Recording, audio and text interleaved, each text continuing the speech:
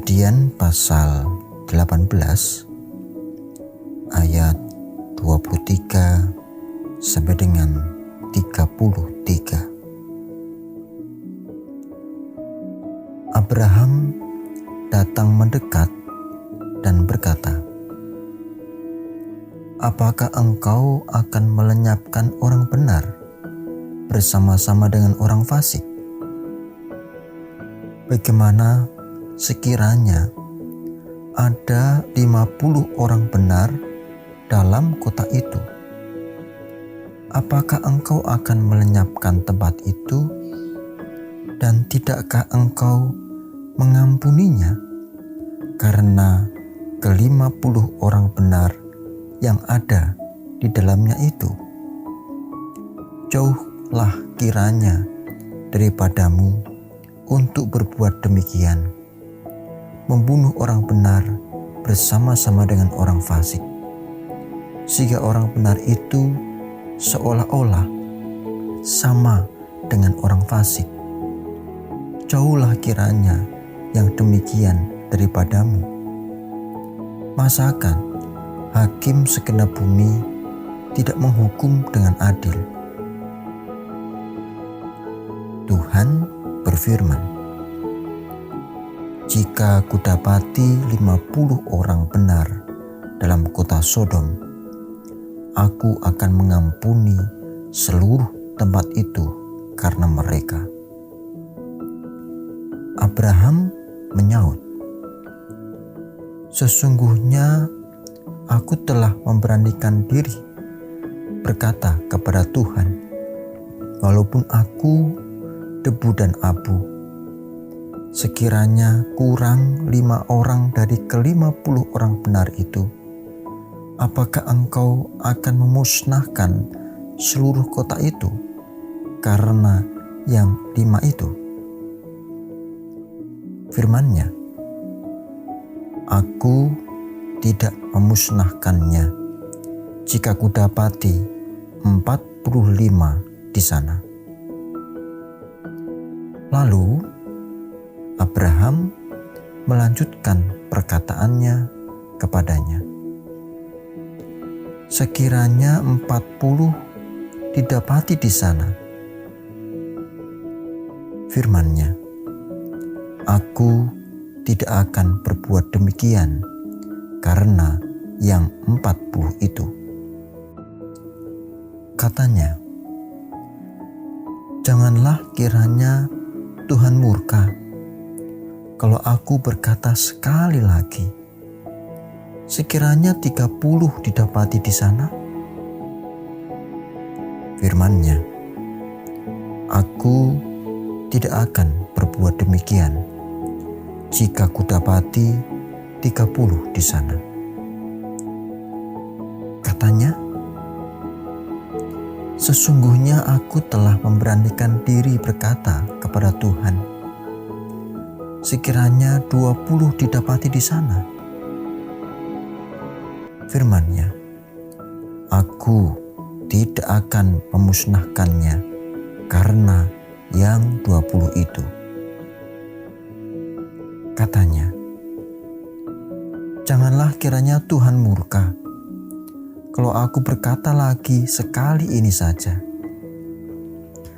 sekiranya 10 didapati di sana." Firman-Nya, "Aku tidak akan memusnahkannya karena yang 10 itu." Lalu pergilah Tuhan setelah ia selesai berfirman kepada Abraham, dan kembalilah Abraham ke tempat tinggalnya. Amin. Berbahagia setiap orang yang mendengar firman Tuhan dan menghayati. Haleluya.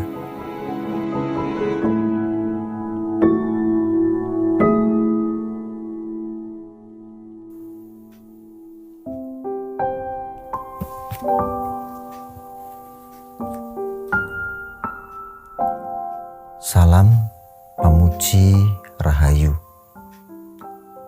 Bapak, Ibu, Saudara, dan anak-anak yang dikasihi Tuhan, saya senantiasa berdoa agar panjenengan semuanya dalam kondisi baik dan sehat. Keep spirit. Salah satu yang menyenangkan ketika kita belanja di pasar tradisional adalah tawar-menawar. Nah, ini para ibu pasti mengalaminya. Tawar-menawar, nego harga. Puluhan cara dan strategi digunakan agar harga sesuai dengan yang diinginkan. Contoh, berapa nih Bu harga dasternya? Oh, 60.000 Mbak. Nah, mulai menawar. 25.000 boleh enggak? Nah, setelah diskusi panjang, jika tidak boleh, maka pembeli kadangkala berpura-pura pergi dengan harapan penjual setuju dengan harga yang ditawarkan. Pernah mengalami itu? Atau setidaknya pernah melihat kejadian seperti itu? Bapak, Ibu, Saudara, dan anak-anak, itu namanya negosiasi, melakukan tawar-menawar sampai pada kata sepakat bersama. Nego tidak hanya soal jual beli, nego juga soal-soal yang lain.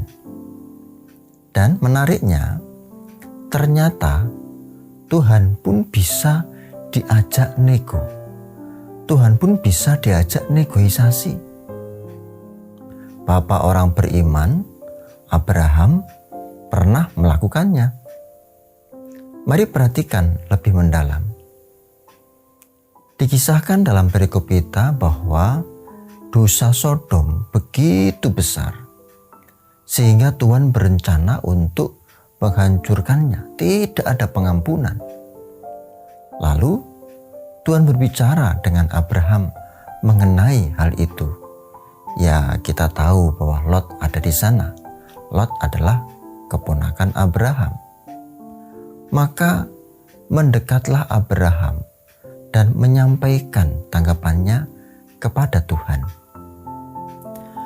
Tanggapan ini dikenal sebagai syafaat bagi Sodom. Pandangan kasih Abraham terhadap Sodom tidak terletak pada kejahatannya.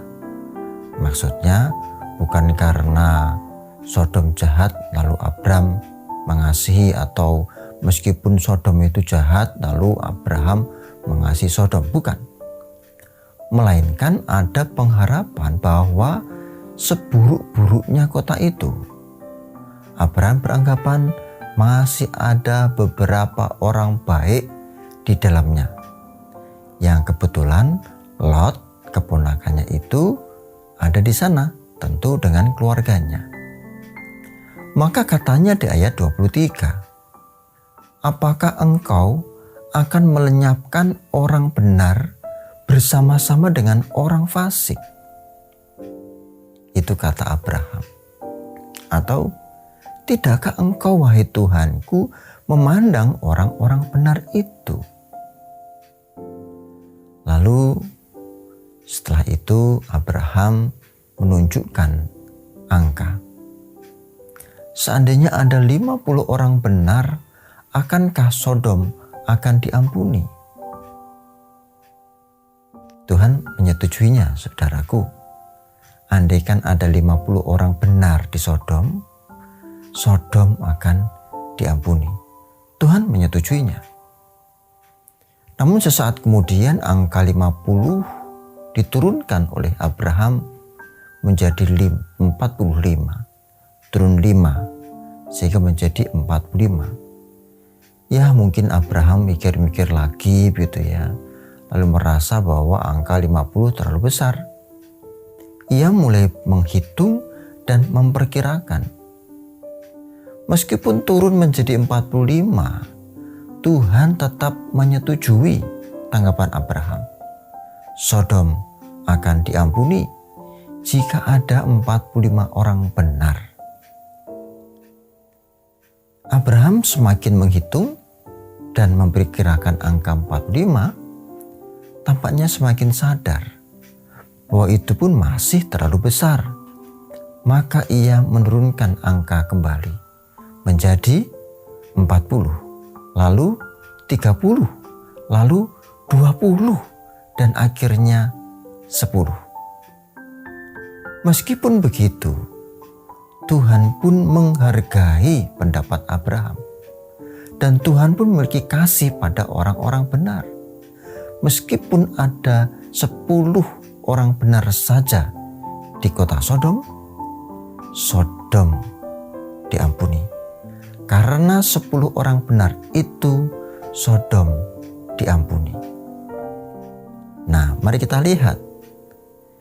Pengampunan bagi Sodom itu diberikan peluang oleh Tuhan bagi Sodom, bukan karena Sodomnya, bukan karena orang-orang jahatnya, melainkan karena ada orang benar di sana. Meskipun hanya 10, Sodom diampuni. Perhatikan lebih mendalam, saudaraku. Ini yang paling penting dalam tema kita. Abraham melakukan tawar-menawar dengan Tuhan. Lebih dari itu, Tuhan bisa diajak diskusi. Tuhan bersedia mendengarkan orang yang dikasihinya. Memang benar bahwa Tuhan sudah memiliki keputusan terhadap Sodom, contohnya menghancurkannya. Tetapi keputusan itu bisa dibicarakan kembali. Abraham berbicara kepada Tuhan. Ada percakapan di sana. Dan Tuhan mendengarkan orang yang mengasihinya. Tuhan mendengarkan kita yang dikasihinya. Tuhan bersedia diajak bicara. Bapak, Ibu, Saudara, anak-anakku yang terkasih, bukankah setiap kita memiliki permohonan kepada Tuhan? Tuhan memang sudah memiliki keputusan bagi kita. Tetapi jangan sungkan untuk berbicara kepadanya. Jangan sungkan untuk bercakap-cakap dengannya. Jangan sungkan untuk memohon kepadanya. Jangan-jangan kita enggan untuk memohon kepadanya. Atau jangan-jangan tidak ada ruang diskusi antara kita dengan Tuhan karena kita enggan untuk melakukannya. Percayalah, Ia mendengarkan orang-orang yang mengikutinya. Tuhan mendengarkan orang-orang yang mengikutinya. Bersyukurlah karena Tuhan kita adalah Allah yang hidup. Saya tandaskan, Allah yang hidup. Itu berarti Allah yang bisa diajak berbicara. Sesuatu yang mati tidak bisa diajak berbicara. Batu besar, pohon besar, bukan Allah. Tidak bisa diajak berbicara. Allah yang hidup bisa diajak diskusi. Maka sampaikan itu semua dalam doa kita. Ada ruang diskusi di sana, ada ruang permohonan di sana. Sampaikanlah. Amin. Mari bersama-sama kita berdoa. Tuhan yang Maha Kudus dan setia, kami bersyukur karena penyertaan-Mu ada bersama-sama dengan kami. Dan pada saat ini Tuhan ingatkan kami agar kami menyediakan diri untuk bercakap-cakap, melantunkan doa-doa kami, berkomunikasi dengan Tuhan. Karena Tuhan bersedia diajak bicara, terutama dalam persoalan-persoalan kehidupan kami. Lebih-lebih di masa pandemi ini, kami menemukan banyak masalah, kami mengalaminya itu. Kiranya Tuhan, Roh Kudus-Mu ada, menuntun kami semua, agar kami semakin dikuatkan, dimampukan melalui masalah yang ada, masalah kehidupan. Semuanya kami serahkan kepadamu.